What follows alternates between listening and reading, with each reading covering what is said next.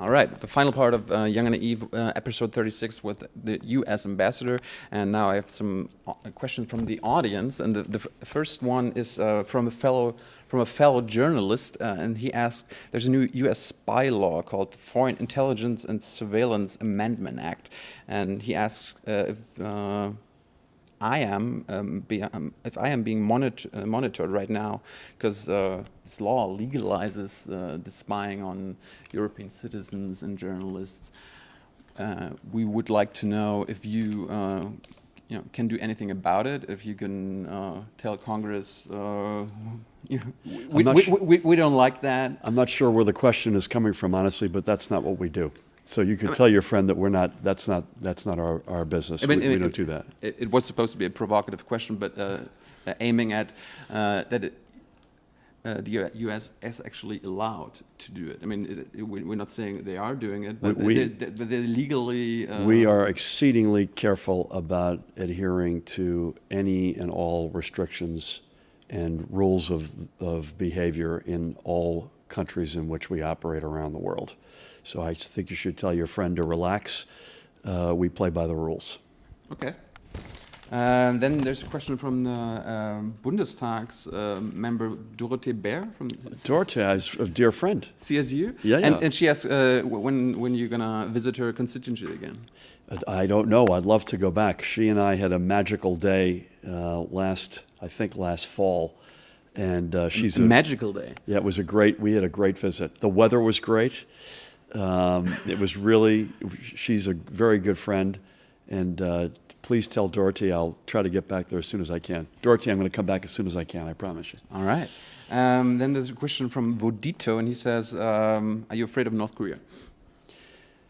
Afraid of North Korea, I'm not sure that's the way I'd talk about it. On the one hand, you got to take all of this very seriously. You can't be casual when people start saying the things that this guy has said. And you got to be make sure you're taking all the precautions that you need to take, particularly not just to protect our homeland, but to protect our allies. And we're doing that. Mm-hmm. On the other hand, you hope that, cooler heads prevail. This guy in his leadership realized that they're in a situation right now. They're going down a path which isn't good for anybody, including, most importantly, for them. So let's hope that cooler heads prevail. Then there's a question: which role does Guido Westerwelle and Angela Merkel play in your work? Do you visit them a lot, or do you? I see a fair amount of them. I mean, this is one of our best allies in the world, arguably our best ally in the world. So if you're the head of government, as the chancellor is, Germany is the best ally of the US in the world. I think you can make that case. It is certainly one of the best, and it is arguably our closest ally. Either case, if you're the head of government or the foreign minister, we see a lot of each other, and they are terrific allies individually, as individuals, not just Germany as a country. So we have an enormous regard for both of them. Cool. Then there's Eki Kern. He asked, do the leaked cables from WikiLeaks a few years ago still play a role in your work? Not really. It was at the time a source of enormous embarrassment and anger on many people's parts, including mine.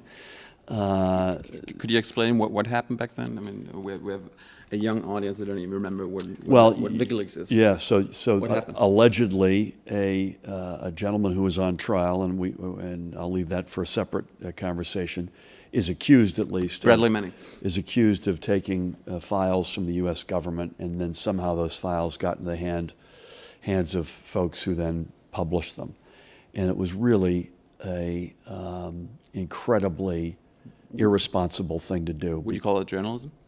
No, I would not call it journalism. Absolutely not call it journalism. In fact, at the time, I made a big distinction, and I would continue to today, between just irresponsibly disseminating thousands of alleged cables that could put people's lives at risk.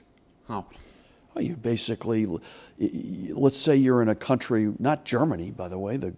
Germany is, as I said, a great ally, and it's an open and free democracy. But we deal in countries that aren't necessarily that way, and so you'll develop a relationship with someone who may be in an oppressed minority, and they're giving you a valuable sense, or someone from inside the government who's trying to do good in the world.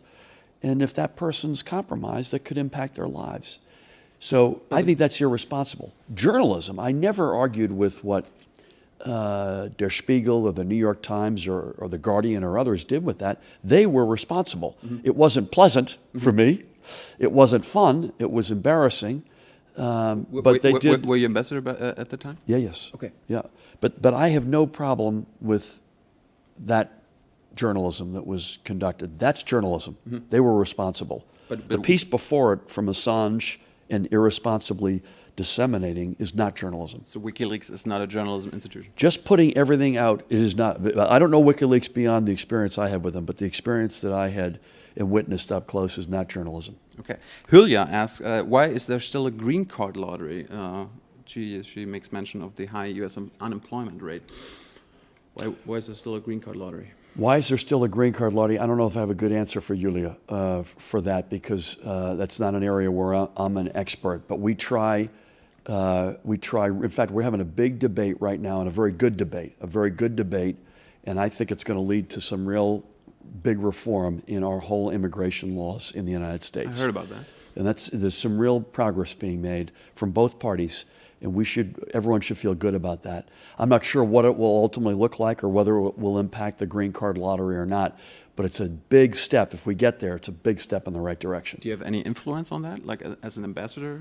No, that's really Congress. Okay. That's Congress, and then the president obviously will ultimately, if it's a bill that he supports, he ultimately has to sign it. Okay. And two more questions concerning your background. Jesse asked, do you think Goldman Sachs rules the U.S.? Goldman Sachs rules the U.S.? No, I mean, don't think Goldman Sachs rules the U.S. No. Okay. But Goldman Sachs, I tell you one thing, I have nothing to do with Goldman Sachs, and I can't for obvious reasons because I'm in government. But during my time there, I would give Goldman very high marks on instilling civic responsibility and public service in folks who work there, which is why I think people have the impression people who work at Goldman Sachs do a public service.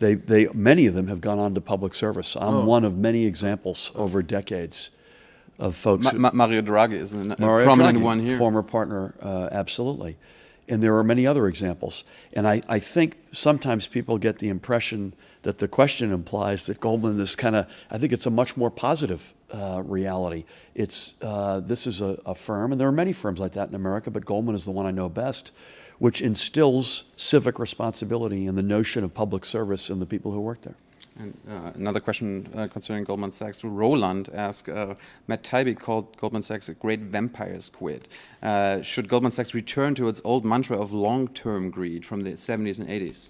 Yeah, I read that article with great interest in Rolling Stone magazine. It was a fun piece. Well, it wasn't too fun for Goldman, I'm sure, but it was. I'm not even sure what that phrase means. I've tried to figure out what that phrase means. I have no idea, and I'm not at Goldman, so I don't know what their model is at the moment. But when I was there, there was real long-term greed. Long-term, though. That was a phrase that one of the former heads of Goldman came up with, and I think it's a fair one.